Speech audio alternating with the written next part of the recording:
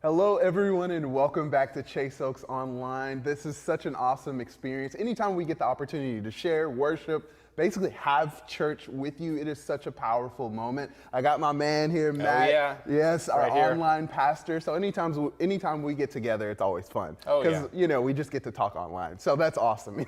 Anytime we get to talk online ministry, it's a powerful moment, but especially during this season, because we are still during the gamble this week. And this week we are actually talking about comparison. I've loved the gamble. I've truly loved the sermon series. What are some of the things that you've loved about this sermon series? If you've loved it, and it's okay if you haven't. Jeff won't mind if you say it hasn't done anything for me. How's the sermon? Well, been for Adrian, you? like you said, it's great to be back with you. I love it when we're always online working together, but it's cool to be in person working together too. Yeah. So the gamble has been great. I think my favorite one is the one coming up with comparing yourself.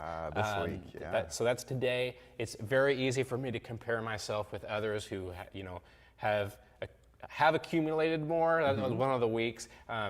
Easy to compare myself to people who you see them on Instagram, you see them on Facebook. They're just, they don't post the bad things. They post the positive things only. So very easy for me to compare. How about you? What's hit you from the series the most? I was going to say last week in regards to accumulating, right? Like just more and more and wanting more stuff, right? But now that you've said comparison, I think I've got a couple of things that I need to work on. Like, right, as a therapist, I gotta work through some of this, process through it. But I think it's one of those things, and I love that you touched in on it, of how easy it is to flip on your phone, go to social media, and see all the perfect pictures that everyone's posting and things like that, and say, man, I want a new car, right? Or I want to compare my house to that situation. So I think it's a lot of that, especially you and I, our kids are right at the same age, right? Yeah. So it's one of those things, I think that can be a real one when it comes to kids too. Like, I always want my son to score the goal. Okay, fair enough. I'll throw that out there. So we want our kids to have the same toys, the same good things everybody else has. All that, right? And it really happens. And it's just one of those things that's human, right? So, and I love that because at the same time, we get to talk about some of the flaws that make us human, and then the God that we serve, that's still there for us and still loves us and uplifts us in that way. So I love this sermon series, man. I truly do. So, but with all that said, I guess we could talk about that all day. Yeah. But what are some of the new things that we can look forward to coming up here at Chase Oaks? Yeah, so one thing we've got going on is groups. We have our new semester, our spring semester of groups coming up starting in mid-February. So I think that registration link is live now. You can go ahead and register. We have a lot of different groups for different people in different seasons or different demographics, age groups. So I want to encourage you to sign on and just experience a group online or in person if you live near one of our campuses in this season. Adrian, what is one of the best things that's come out of a group for you that you've experienced? You put me on the spot. Okay, I feel like all the groups that I've been in are watching right now. Like, you better say me, right? No, but I think you got to talk about them. Yeah, right. I think one of the biggest things is you can create lifelong friends, right? For you, your family, and you get to do life together. What we just talked about, the authenticity of it. I think that's the biggest thing that I've taken from groups, is that ability to know, hey, some of my struggles are your struggles, and we can uplift each other in that way. And I love the way we always put it of, we can do life together. And I love that part about Chase Oaks, but especially about groups. I love that part about groups. What about you, Matt? What are some of the things you've taken from it? Oh man, so I had a group of families that I've gotten real close to. Cool. And pre-pandemic, 1 month before everything locked down, we had what we called, I think it was brunch day. So we started at this outdoor brunch place, and we just moved from location to location that day, hung out with the kids all day. And then we went into quarantine and we didn't see anybody for a while. And so it was these are our best friends. And I just remember that day that we came out of quarantine, we had a small watch party and hung out with them all day. It's just like seeing your church family again. It was Absolutely, awesome. man. So that was a good experience for me. So we're going to go ahead and kick it over to the service, and we'll see you in just a little bit, Chase Oaks. All right, thank you guys. Welcome to Chase Oaks this weekend. We are wrapping up a series called The Gamble, the bad bets we stake our lives on. And I'm going to be talking about comparison. Now, before I do, the band's going to come out, sing a fun song for us, and then we're gonna get to the rest of the service. We're so glad that you've joined us this weekend.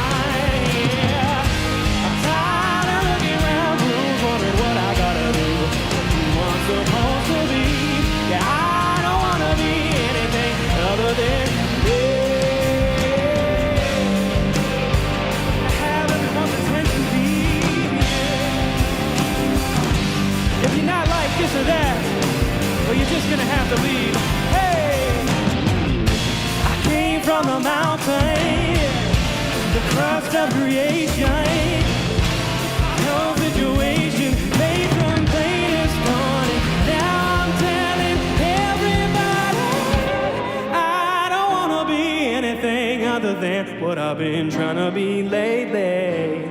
All I have to do is think of me and have peace of mind. I'm tired of looking around, wondering what I gotta do, who I'm supposed to be. Yeah, I don't wanna be anything other than me.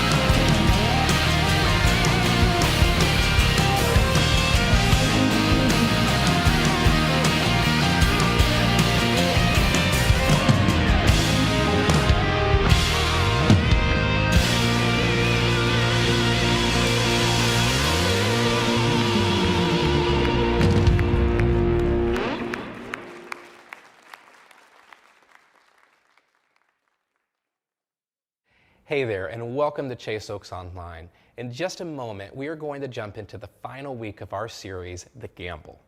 This week, we are going to talk about why comparing ourselves with others is a dangerous game that we never wind up winning. This is going to be a super important message for all of us. But before Ryan joins us, I wanted to share a few things. First, if you are new to Chase Oaks, we would love to have the chance to connect with you, give you some information about our church, and find out how we can serve you. Text NEW to 58578. We would love to reach out and answer any questions that you might have. Having a group of people cheer us on makes all the difference in the world. All of our groups launch at the beginning of each semester. The registration window, which only stays open for a few weeks, is now open. Now is the time to jump in and find a group of people that care about some of the most important things in your life, your faith, your marriage, your family, your emotional well-being. We have a lot of different groups for different kinds of people. Some groups focus on topics, while others rally around stages of life. Some groups meet in person, while others prefer to meet online. Don't miss this opportunity. Go to our website and find the group that will be your best fit. Next weekend, we are starting a brand new sermon series through the Old Testament book of Ruth. We are calling this series When Life Gives You Lemons, because Ruth is one of the most down-to-earth books in our entire Bible. It's such an encouraging look at ordinary people who go through difficult circumstances but wind up experiencing the extraordinary because of the decisions they make. We all have a lot to learn from the book of Ruth. So join us for When Life Gives You Lemons, starting next weekend. At Chase Oaks, we believe that generosity is a way of life and is also a tangible way to participate in what God is doing in the rest of the world. Recently, because of your generosity, we have been able to provide extra support to our ministry partners in Egypt, who are in an area hit particularly hard by COVID-19. On top of our regular financial support, we were able to give an extra $10,000. Your generosity is helping to ensure the poorest of the poor are cared for, that pastors are supported and trained, and that vocational training continues helping people move out of poverty and stay out. What we are able to do as a church, both locally and around the world, is only possible through your generosity. If you would like to give to Chase Oaks, we have made it super simple to do on our app and on our website. All right, that's all I have. Let's join Ryan as he wraps up our series, The Gamble.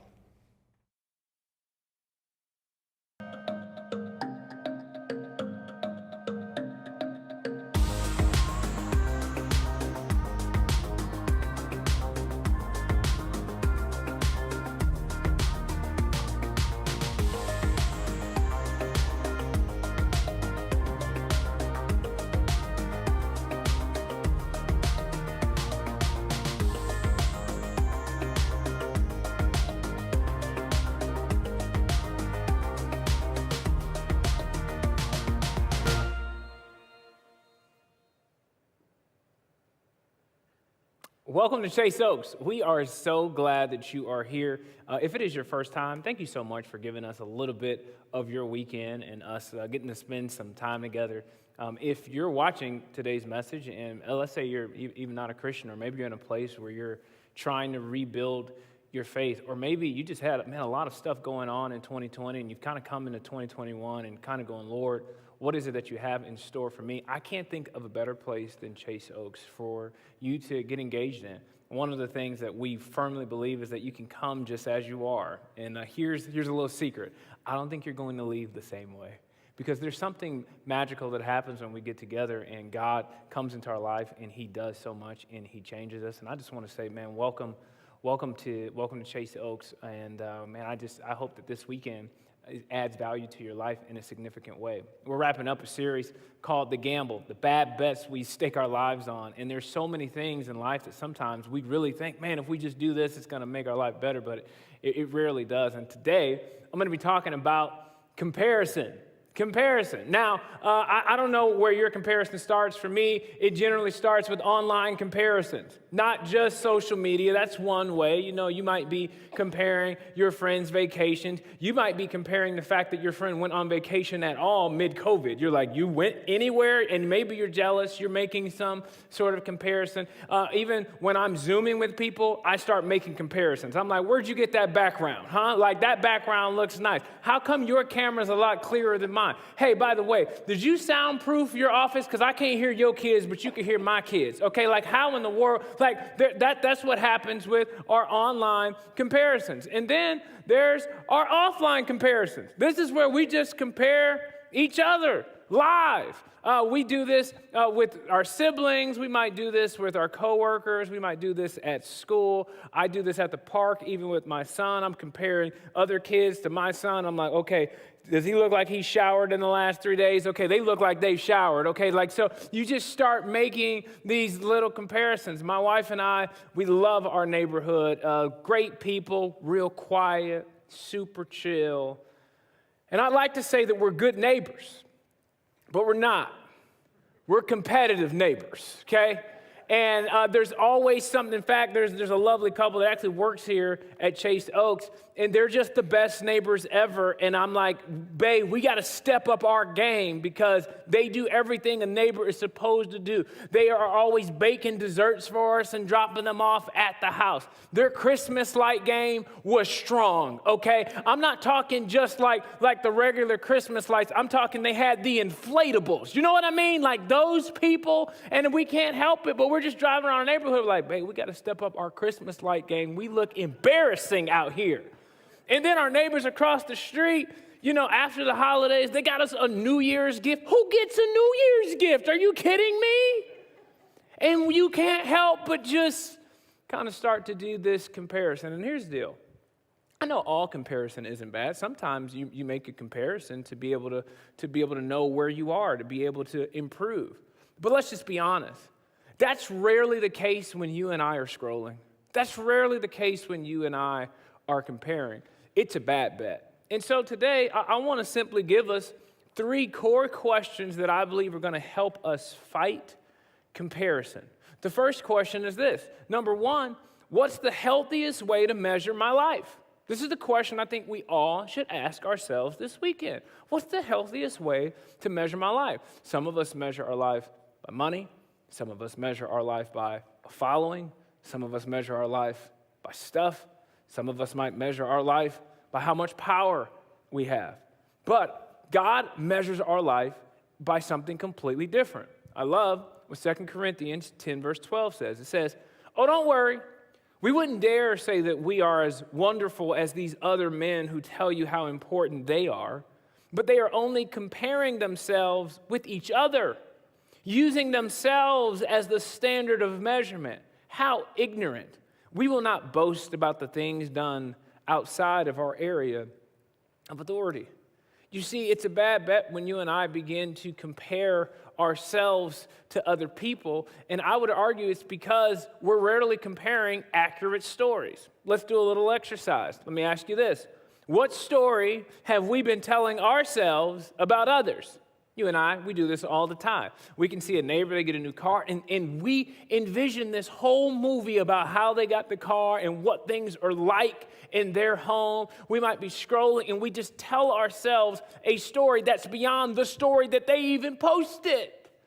And we've got this grandiose idea about what their life looks like that is usually an inaccurate version of their actual life. And here's how I can prove it. It's this next question. What story have we been telling ourselves about ourselves? I mean, when you tell yourself the story of your life right now, like what's some of the verbiage that you're using? I mean, just think about your actual true story versus their grandiose, exaggerated story.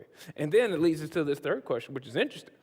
What story have we been telling others about ourselves? In other words, what did you post? You know that's not the truest version and most authentic version of your story. So here's why comparison is a bad bet. It's because the story we've told ourselves about them is rarely true. And the story that's actually true about us, we'd never post. So we're not actually comparing true stories. Thank God he gives us a measurement. We find it in Matthew chapter 25, verse 14. It says, speaking about, Jesus is talking about what the kingdom of heaven is like. He says, for it will be like a man going on a journey who called his servants and entrusted to them his property. To one, he gave 5 talents. To another, 2. To another, 1. To each according to his ability. If we were to do the math and inflation based off of what a talent was, breaking down what Jesus is saying, hey, the kingdom of heaven is like this, it would be the equivalent of Jesus saying a man went on a journey, and to his servants he gave $500,000, $2.5 million, and to another $5 million. Each according to his ability as to what he could handle. You know what I love about this? Is that we don't have to compare each other's giftings, and we don't have to compare what each other have, because we can live with the knowledge of going, you know what, God has given me what he thinks I can handle. And really what we have to do is do our best with what we've been given. My favorite part about this verse is to each according to his ability. You know what I've resolved in my heart? I'm not as athletic as LeBron James. I'm not. I spend very little time going, if I was just like LeBron, if I could just be athletic, if I could just be 6'8", if only I was 295 pounds or however heavy he is. Okay, like I don't think that way. Why? Because I understand God gave him an ability. God's giving your coworker an ability. God's giving your friend an ability. Comparison has the ability to turn a friend into an enemy. Is there anybody in your life right now that you're going, oh man, I'm just so mad that they were given more than me? You were given something according to your ability. And this leads us to our second question that helps us fight comparison. And it's this: what has God given me to steward? This is the question I want you to ask yourself this week. What has God given me to steward? Not worrying about what God has given somebody else to steward. I love what he goes on to say. Paul says in 2 Corinthians in chapter 10, verse 13, he says, we will not boast about things done outside our area of authority. We will boast only about what has happened within the boundaries of the work God has given us, which includes our working with you. He's going, hey, I can't be concerned about a lane that was given to somebody else. We are laser focused on the lane God has called us to do. I love what Romans 12 verse 6 says. It says, let's just go ahead and be what we were made to be without enviously or pridefully comparing ourselves with each other or trying to be something we are not. Man, I want to encourage somebody today. Oh, this verse is encouraging. I want you to be what you were made to be. I'm not going to hit you with the Army slogan. Not be all you can be. No, that's another message. I want you to be what you were made to be. Do you know what that is? Do you know the thing that you were made to do? Sometimes we can get so wrapped up and focused on what other people were made to do that we miss out on what we were made to do. I read a stat the other day. It's interesting about Twitter in and of itself. Twitter's stats came out that 80% of its users aren't posting anything. They're just watching the other 20% live. You just got to think about this for a second. Are you living? Are you doing what you were made to do? This is not an encouragement for everybody to leave this weekend and just post as much as you can. That's not the message. But the message does require us to ask, man, am I on the sidelines? Or am I actively living and laser focused on what God has called me to be? Now, I love what Paul wrote at the end of his letter to the church of Colossae. It's awesome. He says, and I say to Archippus, be sure to carry out the ministry the Lord gave you. I don't know who Archippus is. Do you? No, probably not. But just think about this for a minute. The Apostle Paul is addressing the church of Colossae, and he's going through doctrine. He's breaking down what humility really looks like. It's a fantastic letter. But then at the end of the letter, he says, hey, I know I'm talking to the whole church, but just for a moment, Archippus, if you're listening, make sure you carry out the ministry God gave you. I don't know if there's an Archippus watching today's message. I don't know if there's an Archippus in the building. But I want to talk to every young person. I want to talk to every person who feels like their life can't have a comeback story. I want to talk to the person that's in the middle of a divorce. I want to talk to the student that is struggling with social distancing and distance learning. I want to talk to the person that has disqualified themselves for absolutely no reason. I want to talk to you today, and I want to tell you, make sure you carry out the ministry God gave you. Every single person under the sound of my voice has been given a lane, has been given a ministry to carry out. I don't care how old you are. I don't care where you live, and I don't care how you grew up. God has given you a ministry, my friend, and you should carry it out. Heaven forbid we find ourselves on the sidelines watching other people carry out the ministry God gave them. I have a book coming out in June. I know all of you want to buy 1,000 each. That's just too generous. Okay, 100's more than enough each. That's great. Now, the process of being an author and writing a book, let me tell you the hardest part about writing a book. Reading other people's books. Because you start to realize, you start to play this comparison. And you're like, man, I should have said that. Wait, they may have stole that from me. They probably heard me say that. Does this person go to Chase? You just start thinking all of these things, and you just, man, there was a moment where I almost pulled the plug. Because I was reading all these amazing New York Times bestsellers, and I'm just going, man, this thing just isn't good enough.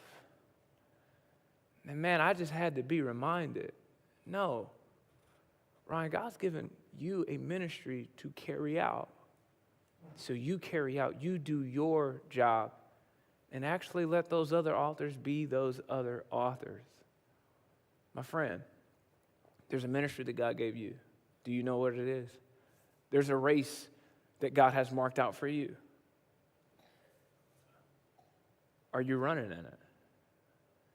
Man, I can't be looking at somebody else's lane. Man, I got to be laser focused on what God has called me to do with me and my family. My hope and prayer is that you're able to do the same. The third question is very important after we've answered the second one. And it's this: who can I celebrate? Oh, I want you to talk about this over dinner. I want this to be the dinner table conversation for the week. Who can I celebrate? Who in your life can you truly celebrate? I love what Hebrews 10 verses, let's see here, maybe we can change it. There we go, Hebrews 10 verse 24. It says, discover creative ways to encourage others and to motivate them towards acts of compassion, doing beautiful works as expressions of love. Man. You know, this is very hard to do for somebody you're competing with. This is so hard to, you can't celebrate somebody else's grandchildren when your grandchildren acting a fool. You're like, no. You can't possibly celebrate the person that got promoted instead of you. No. We can't celebrate the people that we're in competition with. Why? Because we lose the game, right? To surrender the idea that they were better, that they were prettier, that they were stronger, that they were faster, that they worked harder, that maybe they deserved, maybe they didn't. But surrendering celebration to them would somehow say, you won. Have you ever withheld a compliment from somebody? Like you actually thought they looked good, but you was like, I ain't telling you nothing. Like you actually liked something that they did. Like maybe you're comparing your work to theirs, but you actually, like there was a post that you saw and you're like, I actually want to hit like on it, but I'm going to withhold my liking from them. Although I kind of like it. I mean, you got to think about this for just a moment. Because we think to ourselves, well, if they win, we can't have that. What would you do if I told you? We can have that. We can have that. Yeah. Let them win. Because you want to know what you lose by playing the game? Contentment, peace, joy. So let them win the game. And you get to keep your contentment and your joy and your peace. Man, I know so many siblings who have been pinned against each other for decades. Constant competition. I mean, it started when they were 5 years old. Now they're in their 40s, comparing houses, kids, grades. Oh, he got a B? Oh, well, ours got an A. And at some point, we got to ask ourselves, man, aren't there some people in our life that God has put there for us to celebrate them? They're not our competition. Perhaps they're our companions. I wonder if there's somebody under the sound of my voice that's been comparing themselves to their spouse. How are you going to sleep with somebody you're comparing yourself to? That can't be fun. What would it look like for us all to just lose the game and just go, man, you know what? I've decided to be the biggest loser in the room and celebrate everybody. I don't have to be better than anybody. Can I just tell you something? I love being people's cheerleader. Oh, I love being an optimist. And maybe God made me that way, but I think a lot of it's been a choice. Let me tell you what I've learned. The life of a fan is way better than the life of a hater. Oh, it's a good life. Woo! People like having you around. Oh, they can't wait to call you.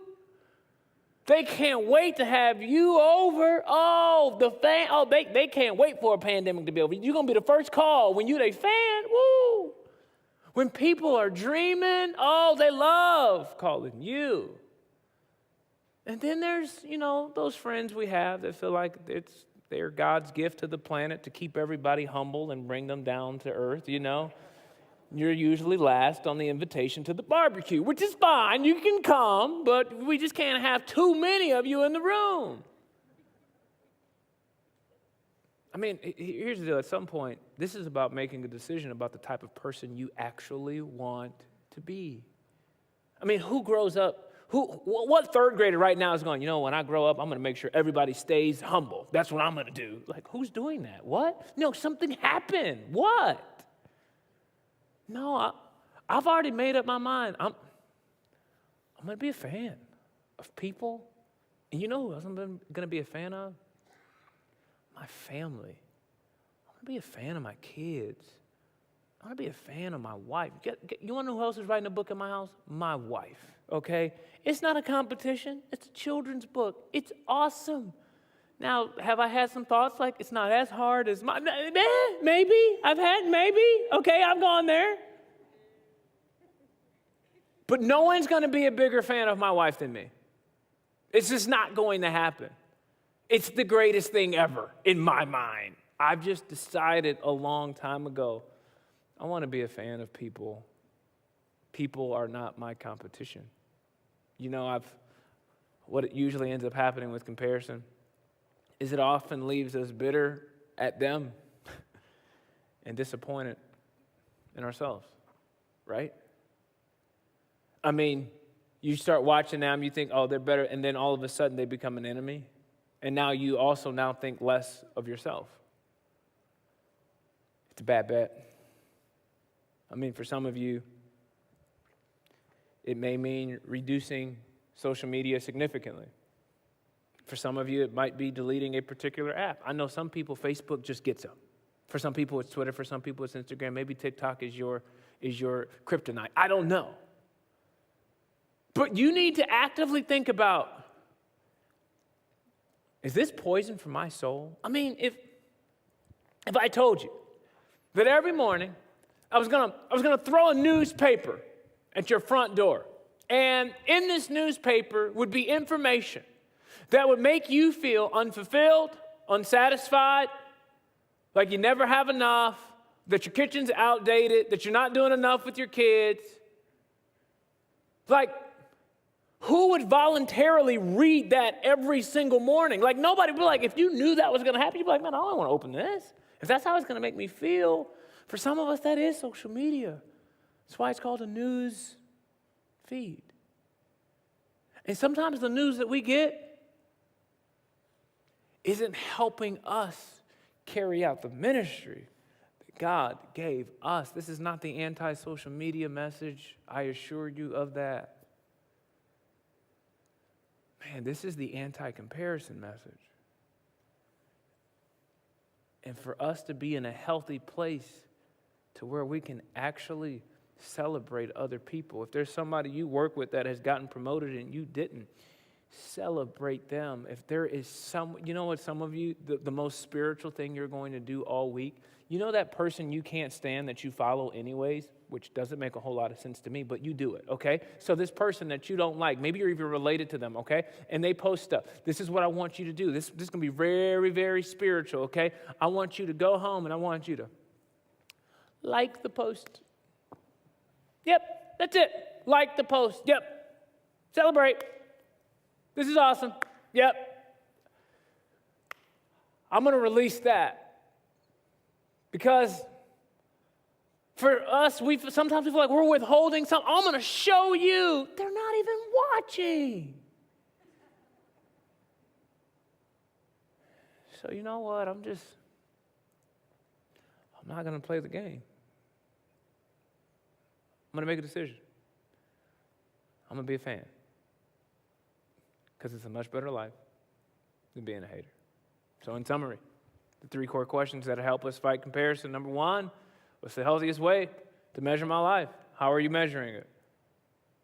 You should measure it by simply going, you know what? What has God given me according to my ability? What has God given me to steward? And number 3, who can I celebrate? Who's the person in your life? Is it a sibling?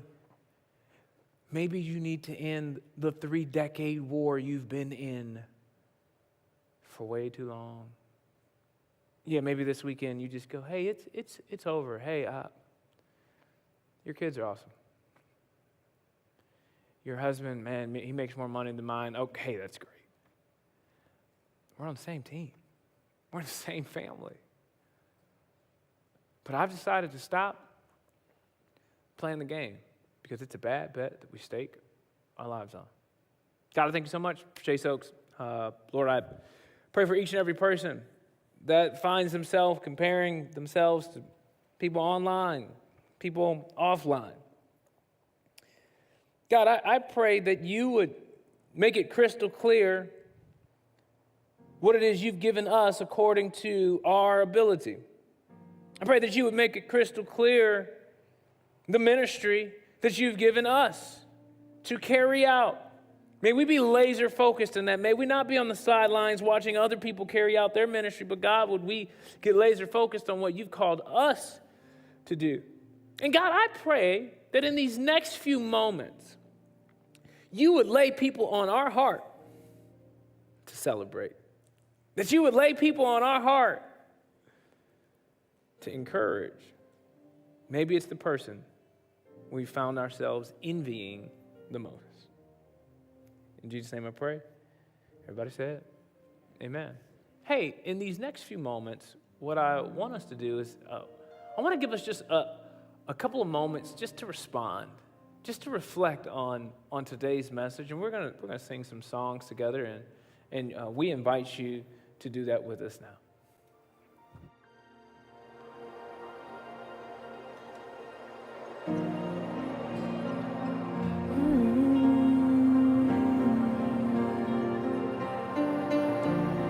You see what's hidden under the surface.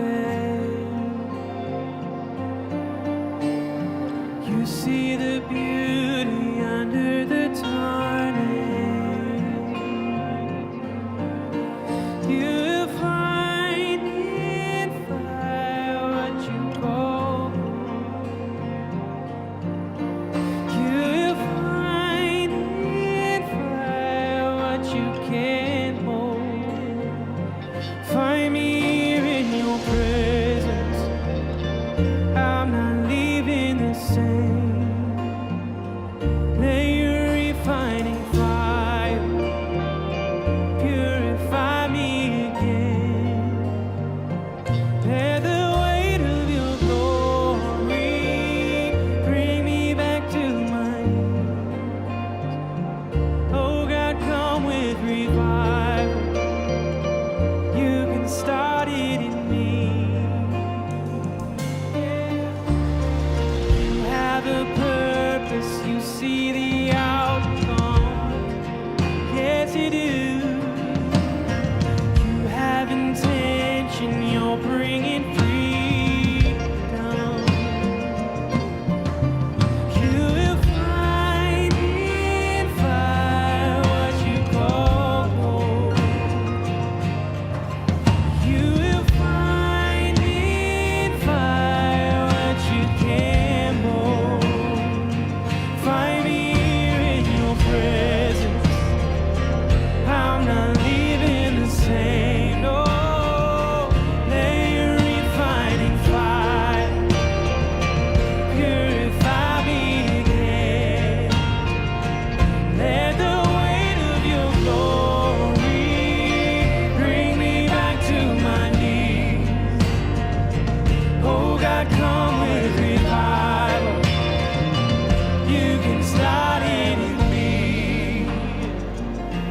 can start it in me.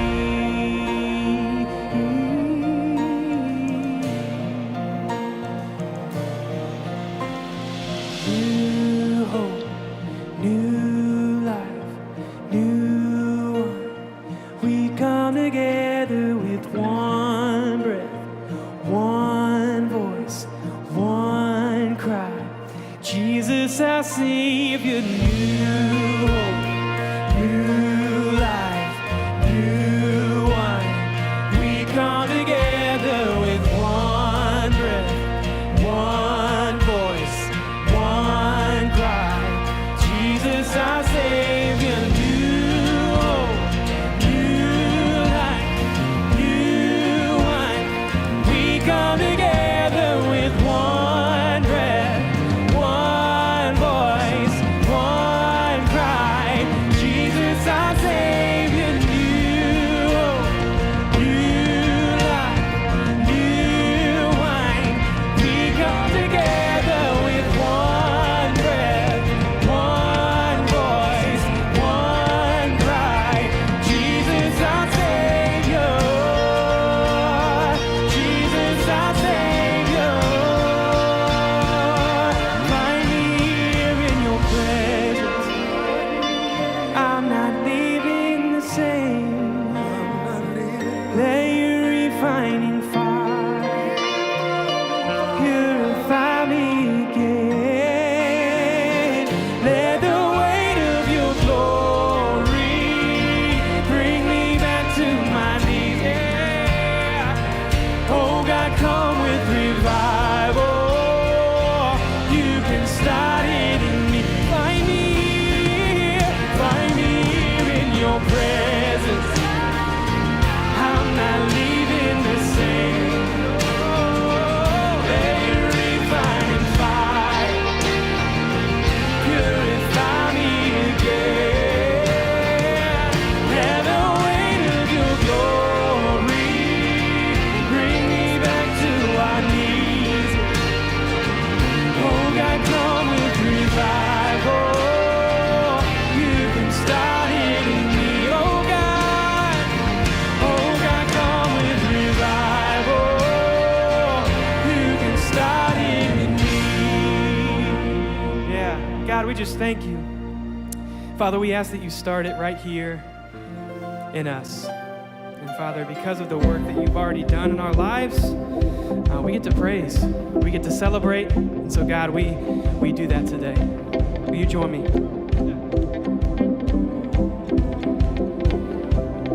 We have come to the house of the Lord. With our worship, we enter your courts, joining in a song of praise as we lift up your name. We have come to the house of the Lord. So lift your hands to the heavens, and praise him. Yeah. Lift your hands to the heavens, and praise him, praise him, praise him. Lift your hands to the heavens, and praise him. Yeah. Lift your hands to the heavens, and praise him, praise him, praise him.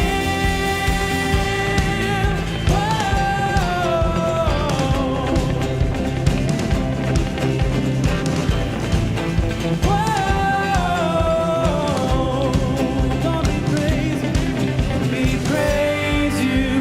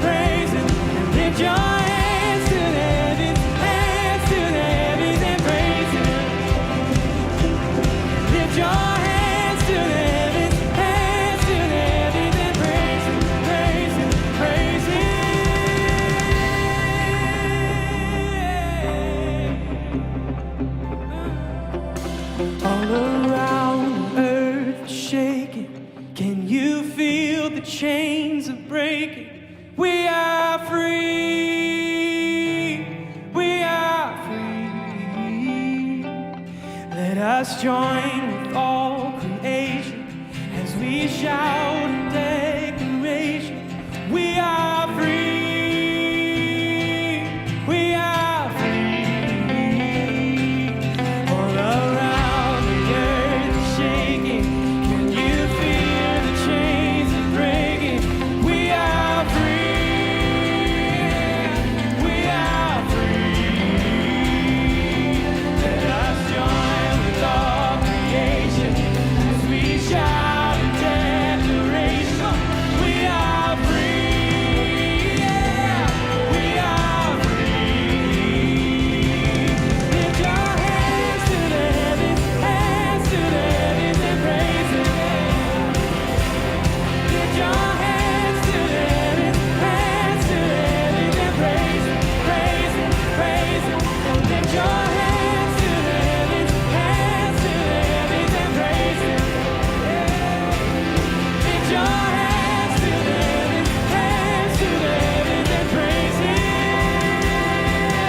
We be a generation that will sing of God's salvation. We are free. We are free. Let us join with all creation as we shout a declaration. We are free. We are free. Lift your hands to the heavens and praise Him. Lift your hands to the heavens and praise Him. Amen. Thank you so much for joining us for online worship. We will see you guys next week. Welcome back, everyone. After another powerful message, another awesome experience as we go through the gamble. Comparisons, right? Who doesn't do that? Yeah. I think that's one of those things. And if you don't compare yourself, please write in the chat so that we can email you or something. You can write a book and let us all know how you're pulling this off. Matt, what are some of the big comparisons that you run into, or even just talk about the sermon if you'd like? Oh man, it's easy for me. I love to travel, and so Okay. especially with this season, of, you know, we're more indoors. Right. I'll see pictures on Facebook of some people who have traveled and done something, and it just hits me. I'm like, oh man, I want to get out of the state, out of the country, and go do something. I'm a little jealous here. So, how about you, Adrian? That's mine, but also I have a ton of friends who've been investing a lot in stocks lately, and I feel the comparison, I'm like, man, I probably should have get on top of that. But at the same time, I don't, because I save my money to go travel like you. Yeah. So I don't know. I don't know if that's a good comparison, but at this point, that's one of the things for me. So, well, and also I wanted to touch in on this group. So you touched in on it before. Make sure you go to the website. The site's live. Register ASAP so that you can get into a great time in a group for you. Matt, as always, brother, I'd hug you if I could, but I mean, obviously social distancing. But There man, will be it's a always- day. Yeah. There will be a day. The day will come back. Man, thank you so much. It's always a blessing to get to share with you. It's always a blessing to get to have church with you all. Have a blessed week, everybody. Anything else, Matt, to add? No, Chase Oaks, we'll see you next week. Have All a good right, one. everybody. Have a blessed, safe week. Love you guys.